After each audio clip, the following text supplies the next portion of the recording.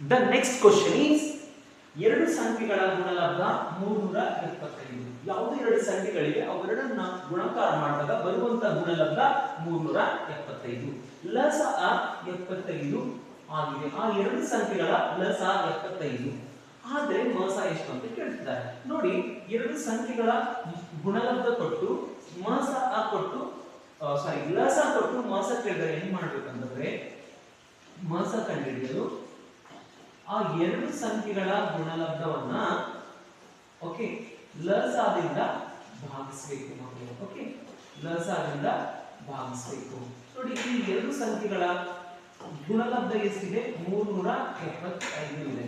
Okay, 375 ಲಸಅ 75 ಇದೆ. ನೋಡಿ, ಈ 375 ಮತ್ತೆ 75 ಯಾವ ಸಂಖ್ಯೆಯಿಂದ ಪೂರ್ಣವಾಗಿ ಭಾಗವಾಗುತ್ತದೆ ಅಂತಂದ್ರೆ ನೋಡಿ 5 ಒಂದೇ 5. ಓಕೆ, 25 ಶೇಷ 2 ಉಳಿಯುತ್ತೆ. ಮುಂದಿನ ಅಂಕಿ 5 25 5 5 25. ಓಕೆ, 5 7 35 5 5 25. ಓಕೆನಾ? ನೋಡಿ, 15 ಒಂದೇ 15 15 5 75.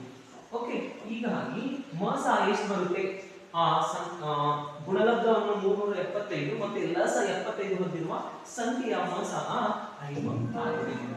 ಓಕೆ, ಈ ರೀತಿಯಾಗಿ ನಾವು ಗುಣಲಬ್ಧ ಮತ್ತು ಲಸ ಕೊಟ್ಟಾಗ ಮಸವನ್ನ ಕಂಡುಹಿಡಿಯಬಹುದಾಗಿದೆ. ಓಕೆ, ಹೀಗಾಗಿ ಮಸ 5.